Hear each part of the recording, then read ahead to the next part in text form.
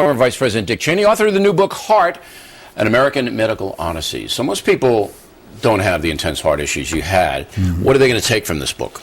Well, what we tried to do is talk about that story of the last 35 or 40 years when developments in the medical world have reduced the incidence of death from heart disease by some 50 or 60%. Most of the things that saved my life hadn't even been invented when I had that first heart attack in 1978. So you had 5 heart attacks. 5 heart attacks, 1 episode of sudden cardiac arrest, aneurysms in my knees, stents in my heart, implantable defibrillator.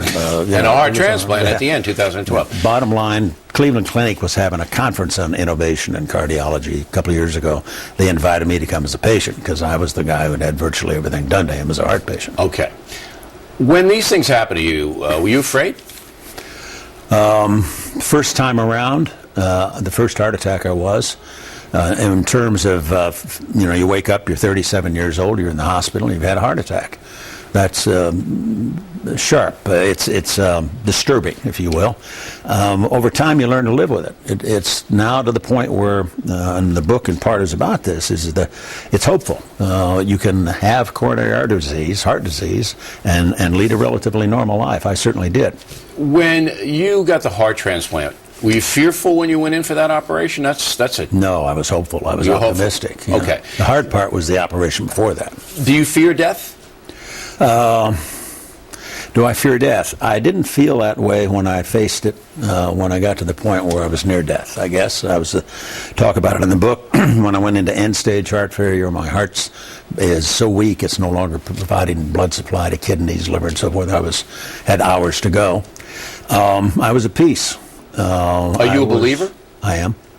So you were at peace, and did you put your hands in God, or how did you look at that? It was a matter that I had thought for a long time that eventually the technology in my time would run out, and after a long and productive life, I'd reached the end of my days. And you accepted that? And I accepted that. Okay, so that is a big component, I believe, of healing when your mind isn't fighting your body, that right. Whatever happens, you're okay with it. Mm-hmm. Do you get into that at all in the book? I describe going through that process. I describe talking to my family about the fact, about what I wanted to have done in terms of final arrangements. The heart transplant person who donated it, do you want to say who that person is? I don't know. Oh, you don't know? No. Interestingly enough, yeah. Huh? They don't tell you. There's a process you can go through a third party, and if both the donor's family and the recipient want to make a connection, there's a way to do that. Mm-hmm. But they don't encourage it up front. When I came out from under the anesthetic after the transplant, I was joyous. The family of the donor has just been through a terrible tragedy. They've just lost somebody. Yeah. And so the match at that point is radically different. I've never done anything other than praise the donor every chance I get and encourage people to be donors, but I don't know details about my donor. I've followed you for many years, and you look very good in person. I mean, I'm talking to Vice President. He's 2 inches away from me. I mean, you look robust. You look healthy. And I believe it is a miracle that these kinds of things could happen. When you look 100 years ago, I mean, you're in the ground. Yeah. I mean, it's not even close. Do you believe that you're here for a purpose? Do you believe that all of these things that you've been through leads somewhere? I can't say that, Bill. I am grateful for the prayers offered by a lot of people, for my family that stood by me through some very tough and difficult days, for a donor, for the wonders of modern American health care. But I can't say it would be an ego trip of some kind, I think, for me to say, well, I'm here for a purpose. Mm-hmm. God means for me to do something. Right. I can't say that. Are you done as far as public service is concerned? I believe so. Because President Bush told me that he doesn't want to get involved anymore or speak out even. Yeah. You do speak out. I do. I have strong feelings, and I think it's helpful and useful for me. It makes me feel better occasionally to say what I think about what's going on.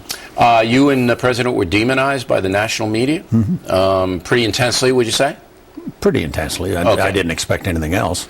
Do you think that the Republican Party will eventually embrace you and bring you back as somebody who was right or point to you? Are you looking for that kind of redemption? No, I'm not. I run into people all the time who say thank you.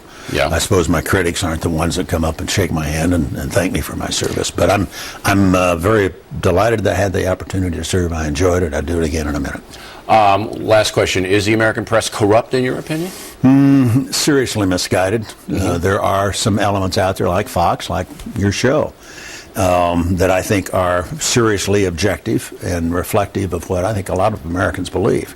I do find that the mainstream media oftentimes is what I'd consider off base or has a bias. Is there a reason?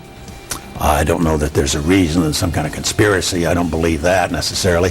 I think there are, though, large parts of our society, including to some extent our educational system, our colleges and universities, the mainstream media, Hollywood, that do in fact have a significant bias towards the left. And I think they've accumulated over time a lot of influence in areas that are because important. we're a changing country. We are. All right, Mr. Vice President, pleasure to have you in here, and I hope you come back. I will. It's good to be with you, Bill. Okay.